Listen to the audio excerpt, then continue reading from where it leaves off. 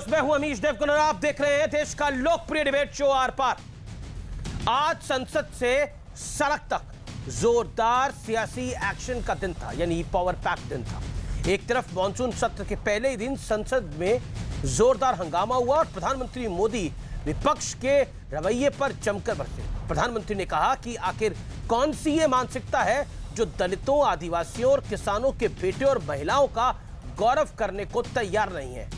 असल में आज मॉनसून सत्र के पहले दिन नए मंत्रियों का सदन में परिचय होना था, जो एक परंपरा रही है। लेकिन इन मंत्रियों का परिचय देने के लिए प्रधानमंत्री मोदी जैसे ही खड़े हुए, विपक्ष ने हंगामा शुरू कर दिया। लेकिन शाम होते होते नया सियासी अध्याय खुल गया।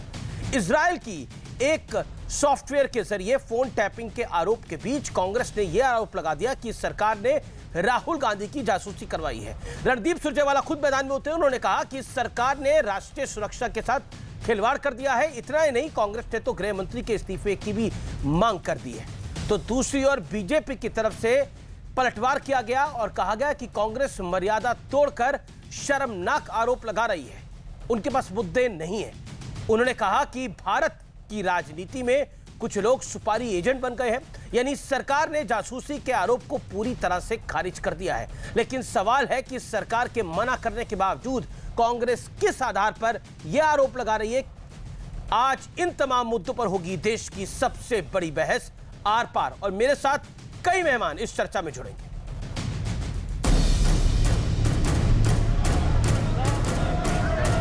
माननीय सदस्य, आप सदन की गरिमा को गिरा रहे हैं, अच्छी परंपराओं को तोड़ रहे हैं। ये देश देख रहा है। आज संसद से लेकर सड़क तक जोरदार सियासी एक्शन का दिन था। किसानों के बेटे। एक तरफ मॉनसून सत्र की शुरुआत जोरदार हंगामे के साथ हुई। नए मंत्रियों का सदन में परिचय देने के लिए प्रधानमंत्री मोदी जैसे ही खड़े हुए, विपक्ष ने हंगामा शुरू कर दिया। लोकसभा और राज्यसभा दोनों सदनों में यही हाल था। इसके बाद प्रधानमंत्री नरेंद्र मोदी भी विपक्ष के रवैये पर जमकर बरसे। इस देश के गांव के परिवार के बच्चे आज जब मंत्री बनकर के इस सम्मानीय सदन में उनका परिचय हो रहा है, तो कुछ लोगों को बड़ी पीड़ा हो रही है। सदन में बहुत बड़ी मात्रा में दलित मंत्रियों का परिचय हो रहा है। दलित समाज के इन प्रतिनिधियों का नाम सुनने को ये तैयार नहीं है। ये कौन सी मानसिकता है जो दलितों का गौरव करने को तैयार नहीं, आदिवासियों का गौरव करने को तैयार नहीं, किसान के बेटे का गौरव करने का तैयार नहीं। लोकसभा में राजनाथ सिंह और राज्यसभा में पीयूष गोयल ने विपक्ष के हंगामे के खिलाफ मोर्चा संभाला। मैंने पहली बार अपने 24 वर्षों के संसदीय जीवन में यह देखा है कि इस परंपरा को इस बार संसद में तोड़ा गया है। अध्यक्ष महोदय, मैं कहना चाहता हूं कि जो कुछ भी कांग्रेस ने किया है वह दुखद है, वह दुर्भाग्यपूर्ण है और साथ ही साथ यह अनहेल्दी अप्रोच है। आज बड़ा दुर्भाग्यपूर्ण स्थिति विपक्ष के साथियों ने खड़ी की है और मुझे बड़ा दुख के साथ इसको कंडेम करना पड़ रहा है। मॉनसून सत्र की शुरुआत से पहले ही पीएम मोदी ने खुद ये कहा था कि सरकार विपक्ष के तीखे सवालों के लिए तैयार है, लेकिन सदन में हंगामा ना हो। मैं सभी माननीय सांसदों से, सभी राजनीतिक दलों से आग्रह करूंगा कि वो तीखे से तीखे सवाल पूछें, धारदार सवाल पूछें, लेकिन शांत वातावरण में सरकार को जवाब का मौका भी दें। दूसरी तरफ इजराइल के पेगासस सॉफ्टवेयर के जरिए फोन टैपिंग के आरोप के बीच कांग्रेस ने आरोप लगा दिया कि सरकार ने राहुल गांधी की जासूसी करवाई।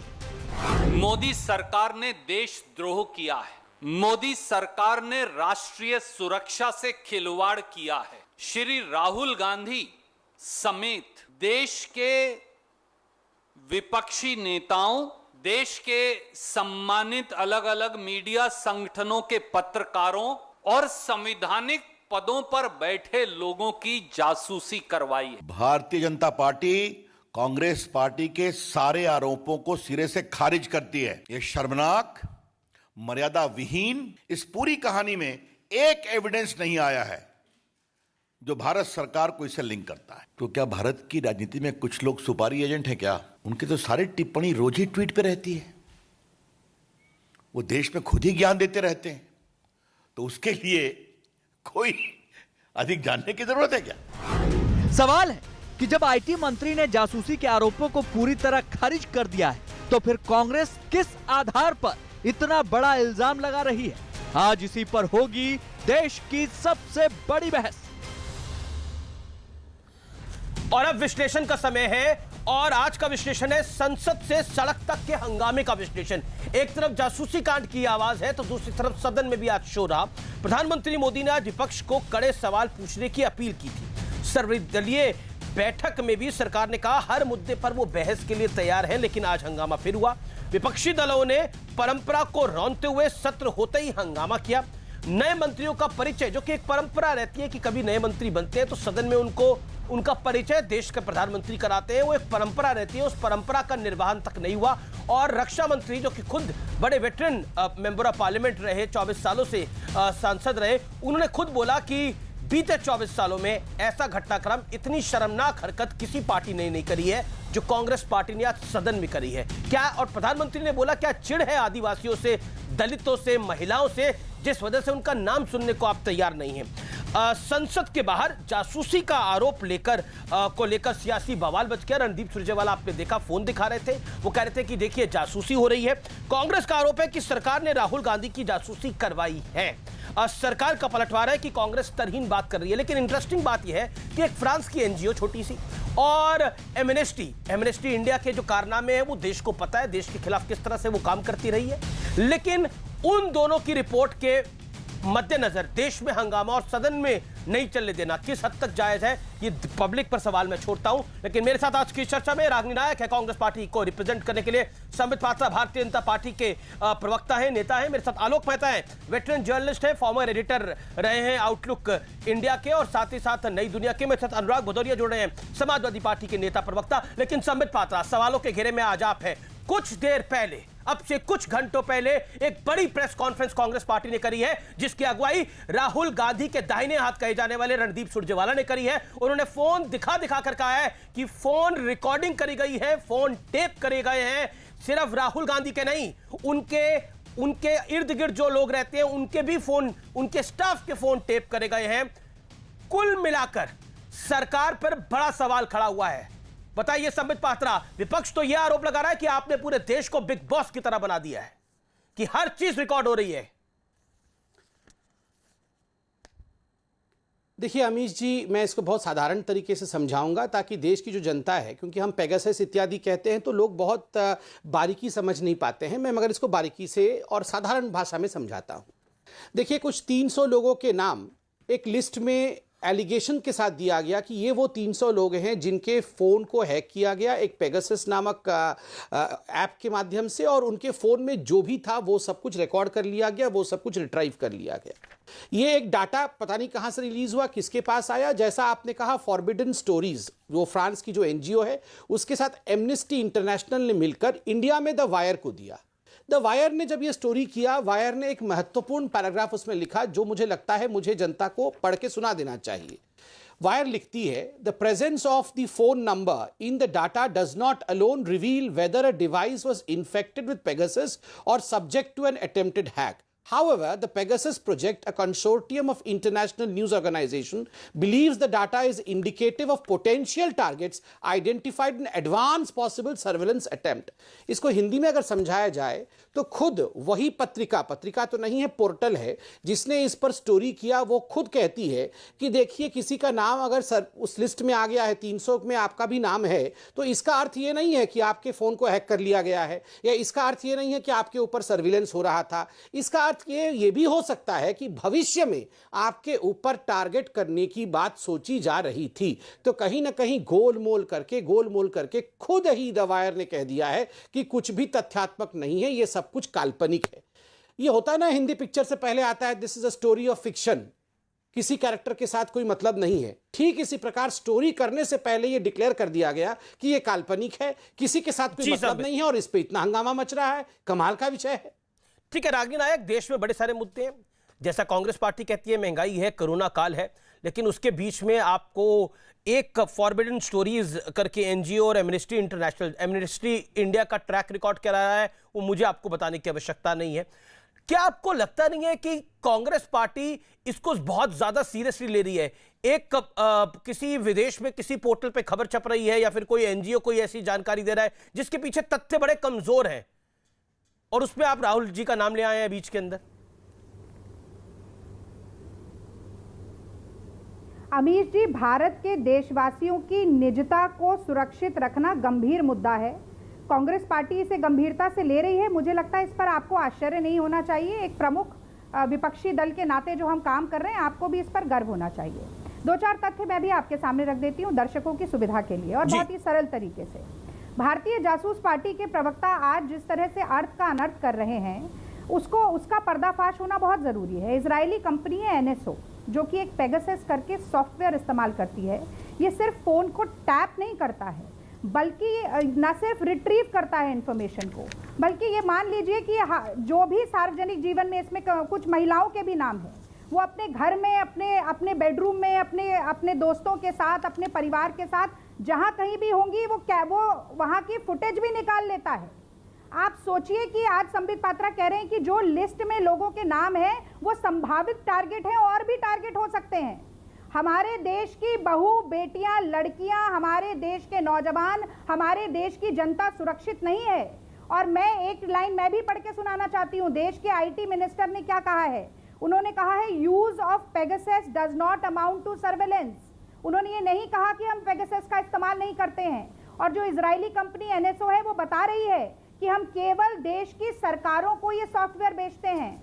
8 मिलियन करोड़ का एक यूनिट आता है सॉफ्टवेयर का, जो 50 फोन को हैक कर सकता है। क्या 60 करोड़ रुपया देने की हैसियत कोई प्राइवेट इंडिविजुअल्स के पास है 50 फोन को हैक करने के लिए? ठीक है मैडम, अब आपको बना रखा है जी, लेकिन मैडम अभी आप NSO को रागनी हियर मी आउट 10 सेकंड में जवाब दीजिएगा।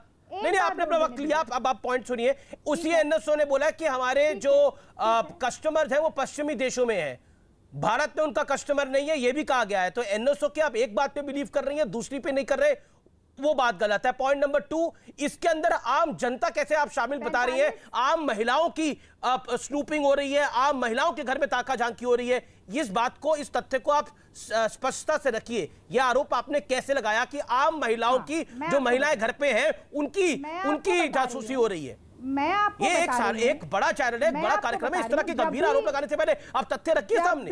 हाँ, तो जवाब तो देने दीजिए। जी बोलिए, आप बोलिए, 2 मिनट बोलिए आप, 30 सेकंड आपके हैं, बोलिए। गैर कानून, देश में इंटेलिजेंस ब्यूरो है, देश की सुरक्षा के लिए बहुत बार इस तरीके से एक प्रक्रिया के अनुसार जरूर मुझे लगता है कि इंटेलिजेंस कुछ तरीके की टैपिंग करता होगा। लेकिन अगर गैर संवैधानिक, गैर कानूनी तरीके से टैपिंग होती है, आज किसी की हो रही है, कल किसी और की होगी, देश का कोई नागरिक सुरक्षित नहीं है। क्योंकि जब कानून कायदे से टैपिंग नहीं होती है, हैकिंग नहीं होती है, तो किसी भी व्यक्ति की निजता पर कभी भी आक्रमण हो सकता है। आज देश के चारों स्तंभ इसके घेरे में हैं। देश का चुनावी आयुक्त इसके घेरे में आया है, देश के संवैधानिक पदों पर बैठे हुए लोग इसके घेरे में हैं, सुप्रीम कोर्ट के जज इसके घेरे में हैं। आप जैसे पत्रकार, मतलब आप तो नहीं होंगे, पर कुछ और पत्रकार जो कि सरकार के खिलाफ भी सवाल पूछने का काम करते हैं, वो भी इसके घेरे में हैं। नहीं, ये तो वो जो एनजीओ है और जो फॉरबिडन स्टोरीज करके है, वो ये किस्से कहानियां लिख रही हैं जिस पर आप बिलीव करके चल रही है। चलिए, ये आपकी बात है। अब कौन सरकार से सवाल पूछ रहा है, कौन विपक्ष से सवाल पूछ रहा है, अहम है कि जनता के सवाल पूछे जाए, अहम है जनता के सवाल पूछे जाए। आपने अपना वक्त लिया, संबित पात्रा जवाब।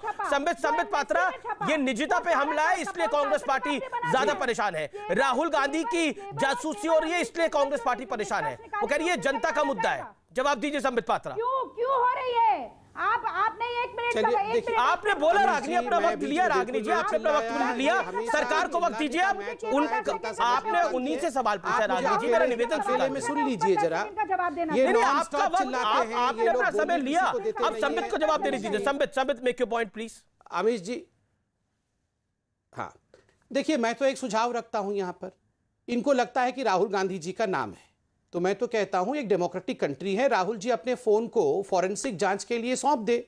बिल्कुल उनका फॉरेंसिक जांच हो, उनके फोन में कोई पेगासस है कि नहीं देखा जाएगा। यहां उनके आधिकारिक प्रवक्ता बैठी हैं, उनसे पूछ लीजिएगा इसके बाद। दूसरा, याद करिए 2019 के चुनाव से पहले ठीक इसी प्रकार पेगासस का नाम लेके नरेंद्र मोदी जी की सरकार पे हमला किया गया था कि व्हाट्सएप में जो भी हो रहा है वो सब नरेंद्र मोदी जी देख रहे हैं पेगासस के माध्यम से। इस पर सवाल भी उठे थे, आईटी मिनिस्टर तत्कालीन रविशंकर प्रसाद जी ने जवाब भी दिया था और बाद में मालूम पड़ा कि ये सारा कुछ फर्जी था, चुनाव चला गया, ये सब कुछ रहा का दहा रह गया, कुछ ना कुछ। लेकिन अभी चुनाव नहीं है, और चर्चा हुई नहीं। तीसरा विषय, नहीं, मैं बता रहा हूं मॉनसून सत्र से पहले ये सब कुछ कोइंसिडेंस नहीं है, बहुत सोच समझ के किया जा रहा है। अब मैं 2-3 विषय यहां रखना चाहता हूं। देखिए, सबसे पहले इन्होंने कहा कि संबित पात्रा ने कहा कि संभावित किसी का भी नाम हो सकता है। मैं नहीं कह रहा हूं, ये वायर में जो पूरा का पूरा विषय लिखा गया है उसमें लिखा गया है कि जिनके नाम आए हैं वो संभावित हो सकते हैं। जरूरी नहीं है कि उनके ऊपर किसी प्रकार का सर्विलेंस हुआ है, जरूरी नहीं है कि उनका फोन हैक हुआ है। हो सकता है वो संभावित potential targets, possible potential targets. आप किस वेबसाइट को आप किस वेबसाइट को कोट करें? ऐसी 2500 वेबसाइट इस देश के अंदर है और आप इतने बड़े चैनल पे ऐसी वेबसाइट को कोट करें। मेरा निवेदन है कम से कम हम अगर कोई बड़ा अखबार है, कोई बड़ी पत्रिका, उसको आप कोट करिए। मुझे लगता है कि ऐसी 2500 वेबसाइट घूम रही है इस देश के अंदर जिसको आप कोट कर रहे हैं, मुझे नहीं लगता वो लाजमी होगा। महत्वपूर्ण है कि नहीं जी संबित, अमीश जी इसमें मैं आपको करेक्शन कर दूं कि वायर जो है यही पार्टनर है, इसी ने इस स्टोरी को रिलीज किया है। कोई टाइम्स ऑफ इंडिया ने या कोई हिंदुस्तान टाइम्स ने इसका स्टोरी नहीं किया है। जो पार्टनरशिप है, जो इंटरनेशनल कंसोर्टियम है जिसके पास ये स्टोरी है, उसमें भारतवर्ष में वायर के पास है और वायर ने ही ये लिखा है कि ये नाम हैक हो रहे हैं इनके फोन। ये हम इसकी गारंटी नहीं ले रहे हैं। रागनी जी को जवाब देने नहीं है, हो सकता है ये संभावित नाम है। तो सोचिए, जो खुद ही बता रहे, मैं 10 सेकंड में कंप्लीट कर लूं, बहुत सारे सवाल हमसे पूछे जा रहे हैं। तो जो खुद लिख रहा है, छाप रहा है नाम, वो तैयार नहीं है, तो आप हमसे सवाल पूछ रहे हैं। दूसरी बात है, जासूस पार्टी कौन सी थी, मैं आपको बताता हूं जी। मैं 10 सेकंड में कंप्लीट कर रहा हूं अमीश भाई, मैं कभी किसी के बीच में नहीं बोलता हूं। अमीश भाई, जासूस पार्टी कौन सी है मैं बताता हूं। आप ले लीजिएगा। जिस सर के प्रति आपका झुकाव बना रहता है। अमीश जी, मुझे दुख होता है इस बात से कि आज सवाल हमसे पूछे जा रहे हैं, मैं जवाब दे रहा हूं। मैं किसी के बीच में नहीं बोलता हूं, मगर कांग्रेस के हर प्रवक्ता आके डिबेट को डिस्टर्ब करना, पत्रकारों पर आक्रमण करना, किसका किसके प्रति झुकाव है इन विषयों पे बात करना। क्योंकि मैं तो बोल रहा हूं कि आप राहुल गांधी जी के फोन को सबमिट करिए ना फॉरेंसिक जांच के लिए, सबमिट करिए। डिरेल क्या कर रहा है? राहुल गांधी जी के फोन को सबमिट करेंगे क्या? राहुल गांधी जी के फोन को सबमिट करेंगे? अगर आप सबमिट करेंगे तो हम जांच करा के देखते हैं कि उसमें पेगासस है कि नहीं। राहुल गांधी का कोई जासूसी करेगा? बताओ, राहुल गांधी का जासूसी करा के क्या मिलेगा अमिश देवगन जी? क्या मिलेगा राहुल गांधी का जासूसी करके? अब मैं जवाब 3 महीना 13 में हिंदुस्तान की राजनीति में राहुल गांधी की जासूसी। ओके, ठीक है, रागनी जी का जवाब। रागनी जी, आप 20 सेकंड ज्यादा ले लीजिएगा, कोई दिक्कत नहीं, अपनी बात को रखिए आप। Thank you Amish. अब मैं ऐसे बीच में बोल सकता हूं कि मुझे समय दे दीजिए, मुझे समय दे दीजिए। अलाउड है कि नहीं मुझे बोलना है? संबित, मेरा निवेदन मानिए प्लीज, बोलिए रागनी जी। ठीक है, 20 सेकंड बाद बोलूंगा। हाँ, तो देखिए भाई, हम तो समझते थे कि अंग्रेज चले गए तो इनकी संघियों की, अंग्रेजों की जो समय से मुखबरी की आदत थी वो भी चली गई होगी। लेकिन वो कहते हैं ना, ओल्ड हैबिट्स डाई हार्ड, यानी पुरानी आदतें अंग्रेज चले गए, बैठी तो है सोनिया गांधी। तो जब गुजरात के मुख्यमंत्री थे मोदी जी, तब भी श्रीधरन जी ने कहा था कि करीब 92,000 लोगों की स्नूपिंग हुई है। और आज देश में इस तरीके का हालात बने हुए, मोदी जी के असुरक्षा का भाव इस तरीके से चरम पर है कि वो स्नूपिंग की आदत यहां तक अभी बरकरार है। और दुख की बात तो देखिए, ये क्या जवाब देंगे? ये मुंह और मसूर की दाल। संघ के लोगों पर भी स्नूपिंग हो रही है, अपने ही मंत्रियों पर भी स्नूपिंग हो रही है, मंत्रियों के खानसामों पर स्नूपिंग हो रही है, उनके प्राइवेट सेक्रेटरियों पर स्नूपिंग हो रही है। यानी कि आप देखिए कि अगर देश की सुरक्षा के लिए आतंकवादियों की गतिविधियों को नापने के लिए या समझने के लिए अगर स्नूपिंग की जाती तो बड़ा सवाल इन्हीं पर उठता है कि अपने मंत्रियों की काहे स्नूपिंग कर रहे हैं, संघ के लोगों पर काहे निगरानी रख रहे हैं। तो समस्या असल में यह है कि मोदी जी की विफलताओं का ढेर जो है वो लगातार इस तरह बढ़ता जा रहा है कि इनके मन में जो भय है, जो असुरक्षा है, जो जनता के विश्वास खो देने का डर है, उसके कारण लगातार दूसरों पर निगरानी करना बहुत जरूरी हो गया है। और वायर 4 दिन तक अभी और भी नाम निकाल के आएगा, सब कुछ सामने आएगा। मैं तो सरकार से पूछना चाहती हूँ कि एनएसओ अगर सरकार को ही बेचती है ऐसा सॉफ्टवेयर, तो ये क्यों नहीं खुलकर आकर कहते कि हमने ये सॉफ्टवेयर खरीदा है या नहीं खरीदा है। ठीक है। आज आईटी मिनिस्टर कह रहे हैं कि सॉफ्टवेयर खरीद लेने से निगरानी नहीं होती है, वो मना नहीं कर रहे हैं कि हमने सॉफ्टवेयर खरीदा है। और यहाँ पर जलेबी बनाने का काम भारतीय जासूस पार्टी के प्रवक्ता कर रहे हैं, क्योंकि इनके पास देखिए अमित जी, आप मैं जवाब दे दूं। संबित 10 सेकंड उनको और दीजिए अपनी। मेरे को एक सवाल पूछना है रागनी से, फिर संबित आप आ जाएगा। रागनी, आप बार बार एनएसओ को कोट कर रही हैं, एनएसओ से खुद डिनाई करा है कि हम पश्चिमी देशों को दे रहे हैं ये सॉफ्टवेयर। उस पर आप क्या कहना चाहती हैं? आप एनएसओ के एक भाग पे क्यों बिलीव करती है और दूसरे पे क्यों नहीं करना चाहती? 10 सेकंड में इसका जवाब। Selective approach. मैं तो एनएसओ की बात, मैं तो कह रही हूं कि देशवासी, आपके दर्शक एनएसओ की बात पर विश्वास ना करें, देश की सरकार की बात पर विश्वास करें। और सरकार एक स्पष्ट रूप से यह बयान देके कहे कि पेगासस सरकार द्वारा नहीं खरीदा गया है, पेगासस सॉफ्टवेयर का इस्तेमाल एक भी व्यक्ति के सर्वेलेंस के लिए नहीं किया गया है, पेगासस द्वारा असंवैधानिक निगरानी करने का काम मोदी सरकार नहीं कर रही है। जी। इनके प्रवक्ता आज ये बैठकर टेलीविजन पर बोल रहे हैं, ये वायर को कोट करके अपने आप को बचाने की कोशिश क्यों कर रहे हैं? ठीक है, मुझे लगता है कि मुद्दा महत्वपूर्ण है। संबित 2 महत्वपूर्ण पॉइंट। देखिए, इस पूरे घटनाक्रम के अंदर कांग्रेस पार्टी ये बताने की कोशिश कर रही है कि सिर्फ राहुल गांधी असुरक्षित नहीं है, असुरक्षित आपके मंत्री भी हैं, असुरक्षित ब्यूरोक्रेट्स भी हैं। और राहुल जी की सामान्यता इसलिए आप लोग जासूसी करा रहे हैं क्योंकि आपको उनसे पॉलिटिकल डर है। चलिए मैं जवाब देता हूं, अब शांति से सुन लिया जाए।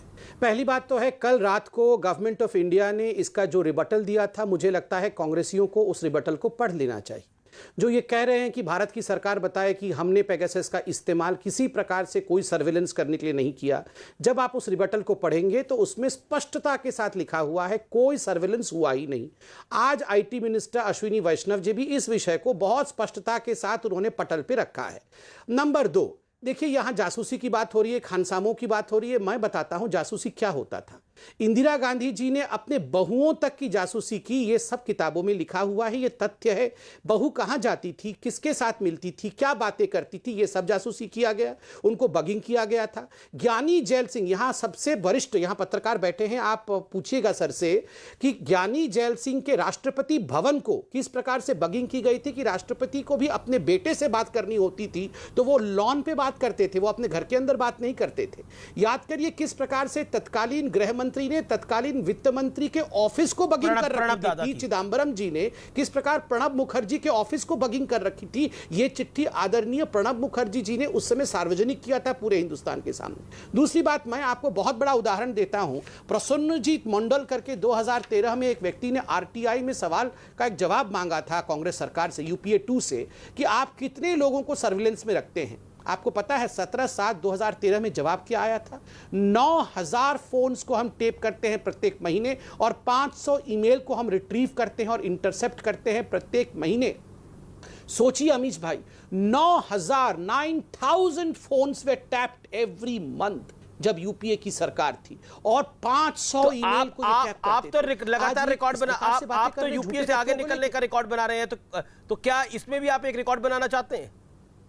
अगर वो 9000 करे थे तो हम 18000 करेंगे। कौन सा रिकॉर्ड बनाया है, कौन सा तथ्य? नहीं, ये आप भारत की सरकार ने कौन सी आरटीआई नहीं, मैं तो सवाल पूछ रहा हूं आपसे। इंटरसेप्ट करते हैं ये नहीं, मैं जवाब ही दे रहा हूं, मैं आपको जवाब ही दे रहा हूं। यहां पर मैं वायर को क्यों कोट कर रहा हूं? वायर की क्रेडिबिलिटी पे हमें तो तनिक भर भी विश्वास नहीं है। और आज कांग्रेस की प्रवक्ता ने कहा कि वायर क्रेडिबल नहीं है। आप भी बोल रहे हैं कि वायर छोटा मोटा है, क्रेडिबल नहीं है। कांग्रेस खुद कह रही है वायर क्रेडिबल नहीं है, और खुद नहीं, वायर क्रेडिबल नहीं है तो मैं भी जानता हूं, तभी तो मैं कह रहा हूं जो क्रेडिबल नहीं है वो खुद ही बोल रहा है कि ये जो 300 लोगों का नाम आया है, इनकी स्पाइंग हो रही थी, इनका फोन हैक हुआ है, इस पर कोई गारंटी नहीं है। और खुद ही कांग्रेस कह रही है वायर क्रेडिबल नहीं है, तो हमसे सवाल क्यों पूछ रही है? ठीक है, रागनी अपना जवाब दे दे। नहीं छपा हुआ है ना, वायर क्रेडिबल है ना इलेक्ट्रिसिटी क्रेडिबल है। वायर के अंदर ये जो बिजली डालने का काम कर रहे हैं ना, ये कुछ नहीं होने वाला है ना। ठीक है, मैं फिर आलोक मेहता और अनुराग भदौरिया का भी रुख करूंगा। राहुल गांधी जी का क्यों हम नहीं, राहुल गांधी जी की जासूसी क्यों कराएंगे बताइए जरा हम। क्यों कराएंगे? मैं बताता हूं जासूसी कौन किसकी करा रहा है। राजस्थान के अंदर पूरा का पूरा सचिन पायलट ग्रुप का जासूसी कराया गहलोत जी ने। आप बताइए आरटीआई में स्वीकार किया कि नहीं? मार्च 2021 में गहलोत जी के सरकार ने आरटीआई में स्वीकार करा कि हां हम सचिन पायलट जी की, और सोलंकी जी खुद वेद प्रकाश सोलंकी जो इनके एमएलए हैं कांग्रेस के, उन्होंने कहा हम सबका फोन सर्विलांस में था, गहलोत जी ने रखा हुआ था। आप बताइए आज टीएस सिंहदेव जी का फोन सर्विलांस में है कि नहीं? भूपेल सिंह जो छत्तीसगढ़ के मुख्यमंत्री हैं, उन्होंने रखा हुआ है कि नहीं सर्विलांस में? कैप्टन और अमरिंदर सिंह के बीच में सर्विलांस हो रहा है कि नहीं? कैप्टन अमरिंदर सिंह का फोन सर्विलांस में डाला गया है कि नहीं खुद उनकी सरकार द्वारा? ये सब बातों का जवाब दीजिए। ये सब तो लिखित रूप से खुद कांग्रेस पार्टी मान रही है कि हमने सर्विलांस में डाला है। नहीं, भाषण कोई नहीं दे रहा। रागिनी, मैं आपके पास, आपको मैंने बोला था, शायद आप तक ऑडियो नहीं जा रहा था। रागिनी, कांग्रेस में तो सब एक दूसरे के फोन को सर्विलांस में डाल रहे हैं, आप क्या आरोप लगा रहे हैं ये आप पे? और उन्होंने यूपीए 2 को कोट किया, और ये बात तो सत्य है कि तत्कालीन वित्त मंत्री प्रणब मुखर्जी साहब ने तत्कालीन गृह मंत्री चिदम्बरम साहब पे आरोप लगाया था कि मेरे रूम को भी बक किया गया है। ये आरोप तो बहुत बड़ा आरोप था उस समय। अब देखिए, भारतीय जासूस पार्टी के प्रवक्ता आज कुछ किताबों में लिखे हुए ज्ञान यहाँ पर बांटने का काम कर रहे हैं। तो किताब में किसी ने अपनी एक सब्जेक्टिविटी के साथ व्यक्तिगत राय लिख दी, उसको तथ्य मानकर यहाँ पर कह रहे हैं कि इंदिरा गांधी अपनी बहुओं के ऊपर स्नूपिंग करती थी। तो इस तरीके तो मोदी जी और अमित शाह जी मिलकर एक महिला की स्नूपिंग भी करते थे गुजरात में। स्नूप गेट का माफिया अगर कोई है वो तो अमित शाह और मोदी जी हैं, क्योंकि वहीं से सारी कहानी शुरू हुई और यहाँ तक आ गई कि अब उन्हें अपने मंत्रियों पर भी भरोसा नहीं है और संघ पर भी भरोसा नहीं है, और बहुत सारे दिनों में कुछ नामों का खुलासा होगा। तो आज आप बड़े गदगद हो रहे हैं। मैं पूरे विश्वास के साथ कह सकती हूँ कि उसमें आदित्यनाथ का भी नाम आने वाला है, क्योंकि जिस तरीके का एक सर फुटौल उत्तर प्रदेश में चल रही है, वहां पर भी नजर का भी हो सकता है। नाम डालने में क्या जा रहा है? शर्मा जी को गृह मंत्री बनाने के लिए तो ठेंगा दिखा दिया आदित्यनाथ ने। तो अपने गिरेबान में थोड़ा सा झांक लीजिए। कांग्रेस के हाँ, तो एंटोनियो माइनो का भी नाम हो सकता है, मैं तो मान रहा हूँ। नाम डालने में क्या जा रहा है? नाम डाल दीजिए आप एंटोनियो माइनो का भी। 92,000 लोगों की स्नूपिंग गुजरात में की थी। तो आप पहले एक तड़ीपार और एक स्नूपिंग माफिया जो आपकी पार्टी के सरगना आज बने हुए हैं, पहले आप उनसे बोलिए कि तथ्यात्मक रूप से आकर सबसे पहले संसद के पटल पे खड़े होकर इस पेगासस के बारे में बात करें। उनकी आदत है केवल मन की बात करना। और आज अमीश जी, एक जो बड़ा आरोप आपके जरिए मुझे लगता है कि कांग्रेस पार्टी पर लगाया गया है, आपने, मैं इस पर भी जवाब देना चाहूंगी। आपने अपना मुख्य टाइटल जो रखा है वो कहा है कि जनता की आवाज शोर में दब रही है। तो मैं कहना चाहती हूं कि मोदी जी द्वारा कांग्रेस से कहना कि जनता की आवाज संसद में नहीं उठ रही है, ये इसी कहावत को चरितार्थ करता है कि उल्टा चोर कोतवाल को डांटे। ठीक है, क्योंकि अगर कोई एक ऐसा राजनीतिक दल है, नहीं तो फिर आप जनता की आवाज उठाइए, आप जनता की आवाज उठाइए सदन के अंदर। सदन में आप कोरोना का मुद्दा उठाइए, महंगाई का मुद्दा उठाइए, जो आप उठाते रहे। आपको लगता है जो कि देश में समस्या है, उठाइए। Who stops you? Okay, Sambit Patra, a quick rebuttal देना आलोक मेहता जी, a quick rebuttal Sambit Patra देना आलोक मेहता। नहीं, आप बोले 3 मिनट बोली मैडम, आप कोई नहीं बोला बीच में। आप 3 मिनट बोली, कोई नहीं बोला। समझ पाता 30 सेकंड में बटल देना आलोक मेहता। मैं उन तीनों का बहुत संक्षेप में जवाब देता हूं। मैडम, मैं किसी को नहीं भूलता। देखिए, ये आरोप प्रत्यारोप का वक्त नहीं है। जहां आपको बोलना चाहिए सदन में, वहां आप बोलते नहीं, यहाँ हम पे आरोप लगाते हैं। मुझे लगता है कि इत्मीनान से आपने अपनी बात को रखा, और सब संबित पात्रा को 30 सेकंड दीजिए अपनी बात को रखने के लिए, क्योंकि बड़े सारे आपने सवाल रखे। संबित मैं जवाब देता हूं। मैं बहुत शांति से जवाब 30 सेकंड में जवाब। संबित, 3-4 सवाल यहां उठाए गए। पहला प्रश्न जो यहां पूछा गया, मुझे दुख के साथ कहना पड़ रहा है कि आदरणीय प्रधानमंत्री जी के नाम पे कहा गया कि वो किसी महिला की स्नूपिंग कर रहे थे। मैं सभी दर्शकों से कहूंगा, इसको आप रिसर्च करिए। उस पर कमेटी, बात हुई थी कि कमेटी बैठेगी, जांच करेगी। यूपीए की सरकार थी, कपिल सिब्बल ने और पूरे कांग्रेस पार्टी ने इनकार कर दिया कि हम कोई कमेटी नहीं बैठाएंगे, कोई जांच नहीं होगा। उस जांच को ठंडे बस्ते में डाल दिया। क्यों नहीं जांच किया? अगर आपको लग रहा था स्नूपिंग हो रहा था, क्योंकि आपको पता था कि आप लोग झूठ बोल रहे थे, इसीलिए आप ही की सरकार ने कमेटी नहीं बैठाई। और यहां पर तड़ीपार बोल रहे थे, जिसको आप तड़ीपार बोलते हैं ना, उस व्यक्ति ने कांग्रेस को तड़ीपार कर दिया है, कहीं का नहीं छोड़ा है कांग्रेस पार्टी को। क्या औकात है आज राहुल गांधी जी की? आज ने 3 मिनट 13 में अपने ही कॉन्स्टिट्यूएंसी अमेठी तक जाने से डर रहे हैं। इसलिए अमित शाह जी को इस प्रकार से गाली देने से पहले 100 बार सोच लीजिएगा कि उस व्यक्ति ने कांग्रेस को किस हाशिए पे लाके खड़ा किया है अपने पुरुषार्थ और अपनी मेहनत के बल पे। तीसरा, आपने कहा संसद पे जवाब क्यों नहीं देते? मैं तो कह रहा हूं कि संसद पे जवाब देंगे आप संसद में चर्चा तो करिए। आप चर्चा नहीं करेंगे। बहुत महान है राहुल गांधी, बहुत महान है। हम तो चाहते हैं वो प्रेसिडेंट बन जाए दीदी, हम तो चाहते हैं वो प्रेसिडेंट बन जाए, इतना महान है राहुल गांधी। मैं कहां राहुल गांधी के खिलाफ कह रहा हूं, मैं कह रहा हूं कि राहुल गांधी को प्रेसिडेंट बना दीजिए। राहुल गांधी जी को मैं कोई गाली नहीं दे रहा हूं, राहुल गांधी जी बहुत बड़े नेता हैं, उनको आप प्रेसिडेंट बना दीजिए। और अगर आपको लगता है उनकी स्नूपिंग हुई है तो उनका फोन जो है आप फॉरेंसिक टेस्ट के लिए तुरंत दीजिए। अमित जी, मैं चाहता हूं कि आप ये सवाल कांग्रेस की प्रवक्ता से जरूर पूछें कि क्या राहुल गांधी जी के फोन को फॉरेंसिक टेस्ट के लिए देंगे या नहीं देंगे। आप राहुल गांधी जी के फोन को फॉरेंसिक टेस्ट के लिए देंगे या नहीं देंगे, या केवल चिल्लाएंगे आप इसका तो जवाब दीजिए। आप टेस्ट के लिए देंगे राहुल गांधी जी के फोन को टेस्ट के लिए देंगे या नहीं देंगे? कमाल की बात है, टेस्ट कराएंगे नहीं। क्यों दे आप स्नूपिंग कराएं, जिसकी स्नूपिंग हो वो आपको अपना फोन दे दे। ये आप अच्छा आप मत दीजिए, फिर आप यहाँ पे एलिगेशन मत लगाइए। नहीं, फिर आप एलिगेशन मत लगाइए। आप वैक्सीन भी नहीं लेंगे, आप फॉरेंसिक जांच भी नहीं कराएंगे, कुछ भी आप कराएंगे नहीं और चिल्लाएंगे खाली, ऐसे थोड़ी होता है। अब ठीक है, कोई जवाब नहीं दिया जाएगा आप लोगों का, क्योंकि आप तो जांच ही कराने को तैयार नहीं है। आप पहले जांच कराइए, पहले राहुल जी के फोन का जांच कराइए, उसमें पेगासस कुंडली मार के बैठा है कि नहीं बैठा है। अगर पेगासस नहीं है तो चिल्ला के क्या लाभ है? मैं तो बता रहा हूँ, अब घर में ही फोन रखा हुआ है, जांच कर लीजिए ना। दूध का दूध, पानी का पानी हो जाएगा, इतनी चिल्लाने की आवश्यकता भी नहीं पड़ेगी। अच्छा ठीक है, मैं आप दोनों को पात्रा से कि एक शब्द में जवाब दो। ठीक है, आलोक मेहता को मैं चर्चा में लेके आता हूँ। आलोक जी, काफी देर हो गई, संबित और रागिनी जी, एक सेकंड। रागिनी जी, आलोक मेहता और अनुराग भदौरिया काफी देर से इंतजार करें। जब भी आलोक मेहता जासूसी की बात होती है तो भारत की पॉलिटिकल पार्टीज पर कई तरह के आरोप लगते हैं, लेकिन आज जो सदन में हुआ उसको लेकर आप क्या कहना चाहते हैं? वैसे तो अब जब कोविड का समय चल रहा है और जब कहा जा रहा था बाहर की, देखिए महंगाई का मुद्दा है, अभी रागिनी जी कह रही थी बेरोजगारी भी मुद्दा है, महंगाई भी मुद्दा है, और इसके अलावा कोविड में का जो मिसमैनेजमेंट है वो भी मुद्दा है, लेकिन सदन में मुद्दा जासूसी बन रहा है। जनता को इस जासूसी से क्या लेना देना है? 2 मिनट दीजिएगा, चूंकि मैं बिल्कुल सर, आपको वक्त मिलेगा, प्लीज बोलिए सर। देखिए, हम और आप तो राजनीति में नहीं है, कम से कम जो भी पूर्वाग्रह किसी को कहें, राय अलग हो सकती है। मेरा ऐसा मानना है कि संसद में इस समय जितना गंभीर संकट है, ब्रिटेन में भी कई इस तरह के कांड दुनिया में होते हैं, लेकिन कोरोना को लेकर के विचार होना चाहिए, किसानों को लेकर के, जिसके लिए कांग्रेस पार्टी और सारी पार्टियां कर रही हैं, और सरकार बीजेपी में भी कर रहे होंगे। ऐसा नहीं कि किसानों को लेकर के कोई चिंता नहीं होती, उस पर अच्छी चर्चा हो, कोई समाधान निकले, ये आप और हम चाहते हैं। और इससे भी बड़ी बात संसद का जहां तक सवाल है, मैं अमीर जी 1972 से पार्लियामेंट कवर करता रहा हूं, तब इंदिरा गांधी का जमाना था, इमरजेंसी बीच में आई चली गई, उसकी चर्चा नहीं कर रहा। ऐसा कभी नहीं हुआ कि प्रधानमंत्री, चाहे इंदिरा गांधी के खिलाफ कितने लोग थे, बड़े बड़े नेता थे, दिग्गज, और उसके बाद भी कभी मंत्रियों का परिचय हो, कोई ऐसी औपचारिकताएं जब पूरी होती हैं, तब संसद कभी भी उसको रोका नहीं जाता था। चलिए, अब ऐसा बड़ा संकट आ गया है जो भारत चीन से भी बड़ा है, तब भी ऐसा संकट नहीं आया, लेकिन अब इस समय आज यदि इस पर था तो उस पर भी विरोध होना या उस पर आवाज उठाने के लिए, चर्चा करने के लिए, खाली ये कि सदन को रोक दिए जाने से नहीं, आज ही टेलीफोन टेपिंग हुआ, कल उसके बाद हमला हो जाएगा और किसी को जेल भेज देंगे।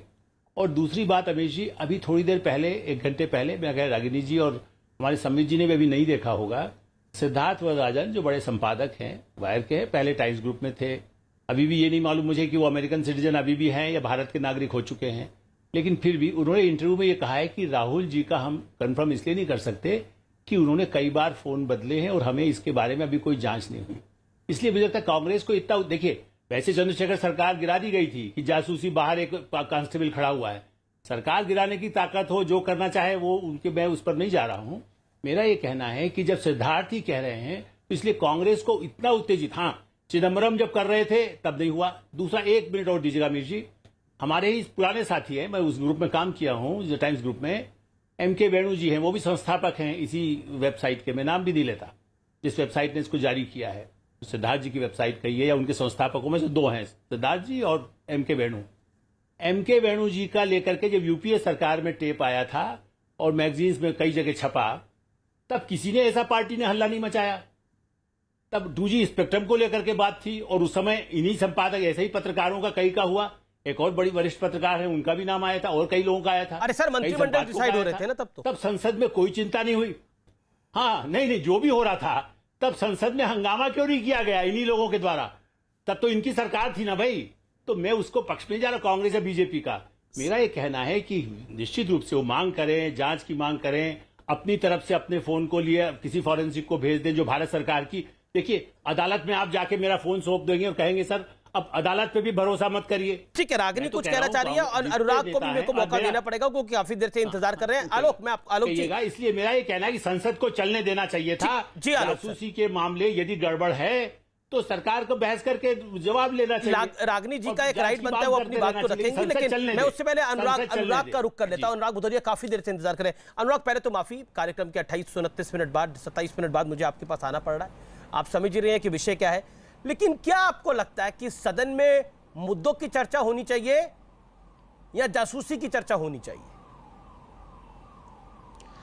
देखिए, आपके डिबेट की जो 29 मिनट की डिबेट है, डिबेट में तो संबित जी ने तो मान ही लिया कि जब कांग्रेस करवाती थी तो मैं भी करवा रहा हूं, तो कौन सी बुरा काम कर रहा हूं। कांग्रेस के समय में हुई थी, यहां पे जासूसी हुई थी, अब हमारे समय में हो रही है। क्योंकि जो कांग्रेस ने किया था वो हम कर रहे हैं, तो चिंता मत कीजिए समझ जी, जो कांग्रेस का हाल हुआ था वो आपका हाल हो जाएगा। ये जासूसी एक ऐसी चीज है जो हिंदुस्तान की जो जनता है बहुत सेंसिटिव है, क्योंकि यहाँ के संस्कार और संस्कृति ऐसी है, अगर किसी की निजता पे आप हमला करोगे तो आपको माफ नहीं करेगी, क्योंकि आपकी निजता पे हमला है ये, क्योंकि ये हमें संविधान ने अधिकार दिया है। अगर जासूसी हो रही है, तो नाम नहीं आया, नहीं अखिलेश जी का नाम आया, अभी तक नाम आने लगे, किसी ने भी छापा नहीं। बात मैं राष्ट्र की बात कर रहा हूं जी, जी। आप व्यक्ति बात कर रहे हैं, मैं राष्ट्र की बात कर रहा हूं, क्योंकि मैं जब राष्ट्र की बात होती है तो हर व्यक्ति की बात होती है। अगर व्यक्ति की निजता पे हमला होगा, आपको अगर हमला करना है तो आप बेरोजगारी पे हमला करो ना, अब महंगाई पे हमला करो, आप प्राइवेट, आप इस पे जासूसी करवा के क्या निकालना चाहते हो आप अपने ही लोगों पे? आपने डिजिटल इंडिया बनाया था कि आप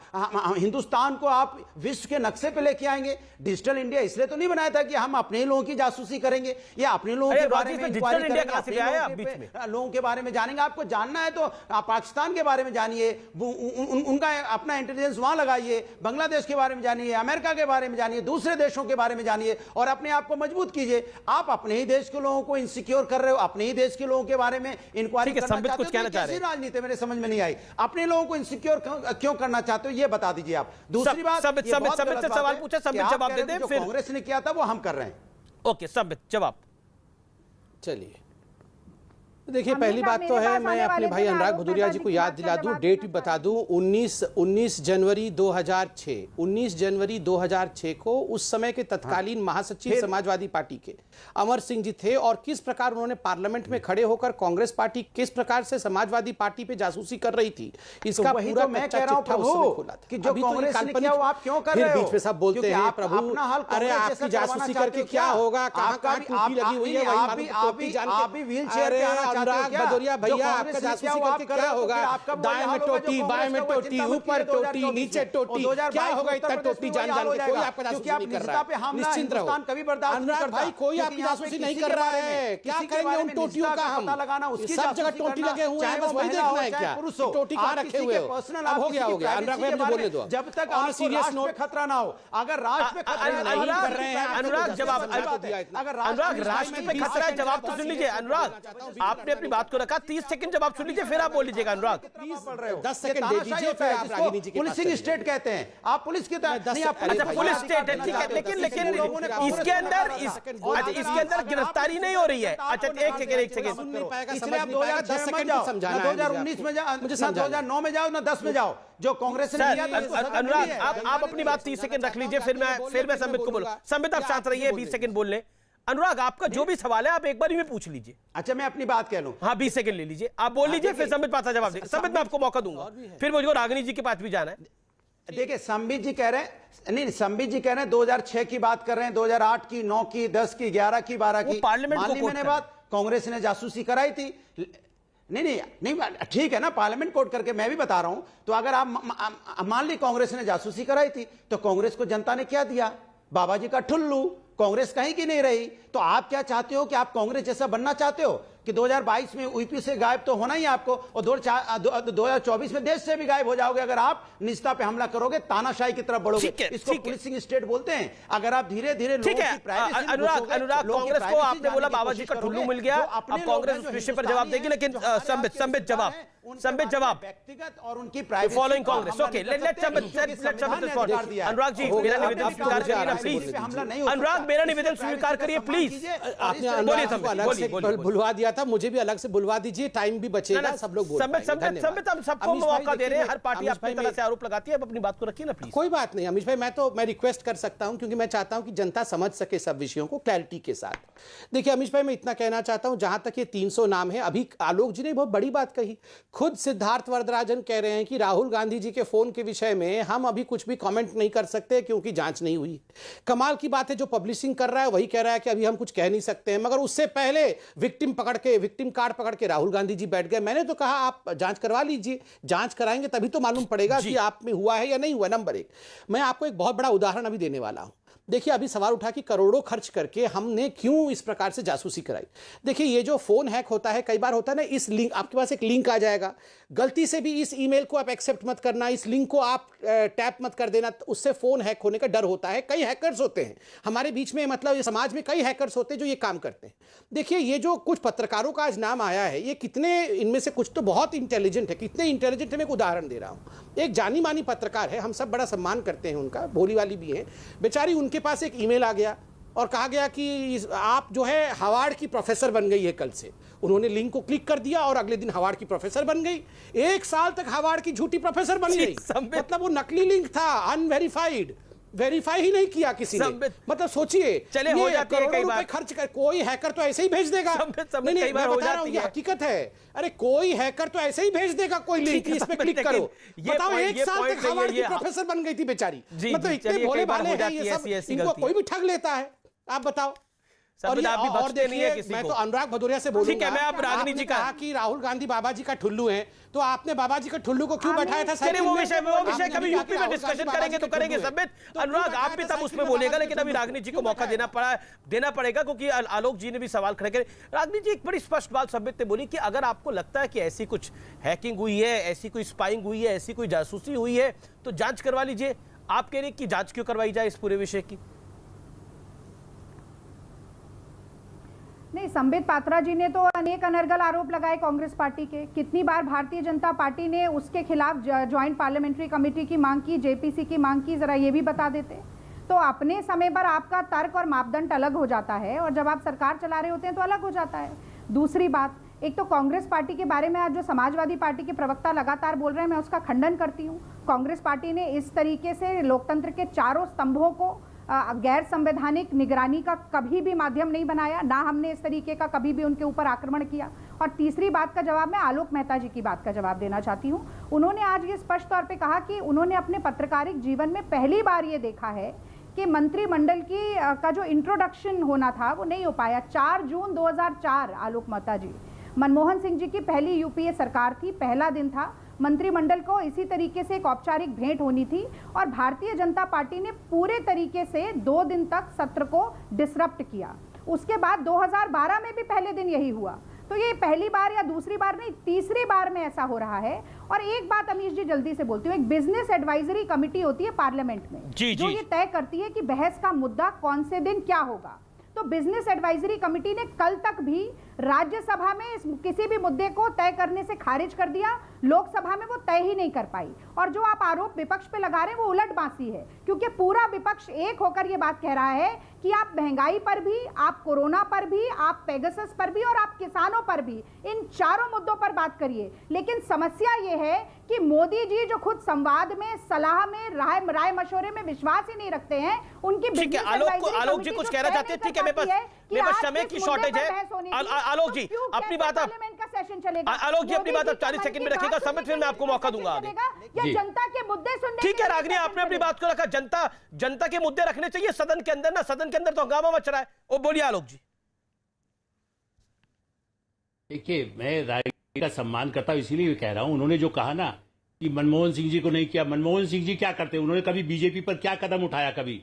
अरे उसको छोड़िए, मनमोहन सिंह राज में वो क्यों नहीं कर पाते थे, वो बैठ जाते थे, सदन वो करा देते स्थगित। देखिए, सही बात यह है कि इस समय जो कोरोना का और किसान का मुद्दा है, सब सीमा के मुद्दा है, उस मुद्दे के लेकर के विवाद हो, खड़े हो, मंत्री में महिलाएं आई हैं, नए नए ऐसे मंत्री आए हैं, आप 10 मिनट बाद भी उसको उठा सकते हैं। मेरा ये कहना है कि ऐसे जो गंभीर संकट आते थे तब कभी नहीं हुआ।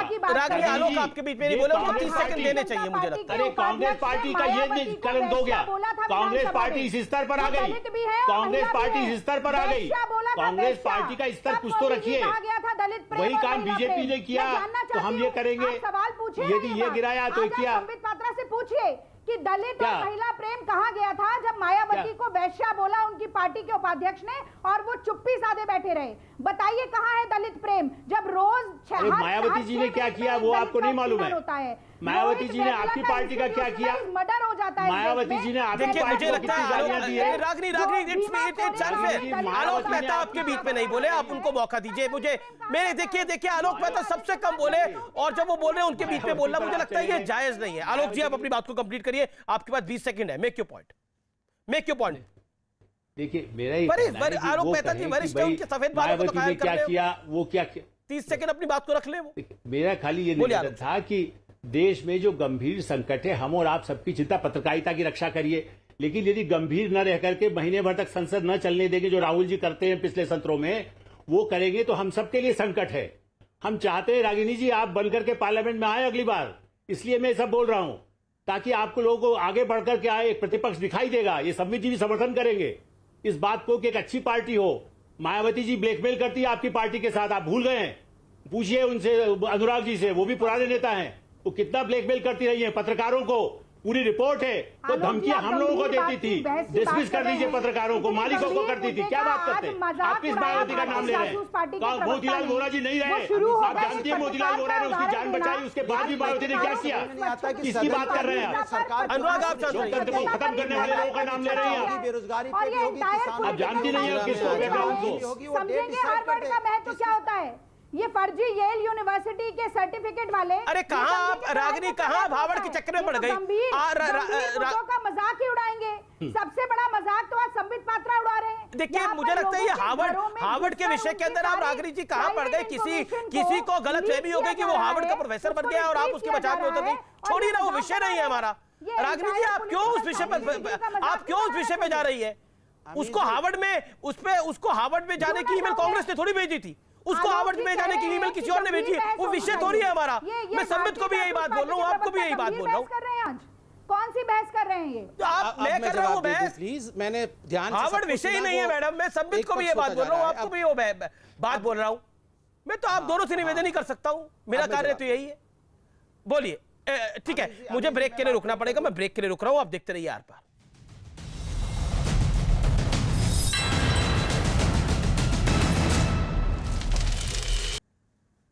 Welcome back. आप देख रहे हैं देश का लोकप्रिय शो आर पार और अब वक्त है निष्कर्ष का। और आज का निष्कर्ष यह है कि एक विदेशी एनजीओ फॉरबिडन स्टोरीज और एमनेस्टी इंटरनेशनल की एक तथाकथित रिपोर्ट के आधार पर आप जनता के मुद्दों को हैक कर रहे हैं क्या? क्योंकि जनता के मुद्दे आप ही कहते थे, कोरोना है, महंगाई है, किसान है, तो आखिरकार जासूसी की एंट्री सदन से एक दिन पहले कैसे हो गई? इस सवाल का जवाब आपको जनता को ही देना है और जनता से पूछ के देखिए उनके लिए महत्वपूर्ण क्या है। नमस्कार, आप देखते रहिए न्यूज़ 18।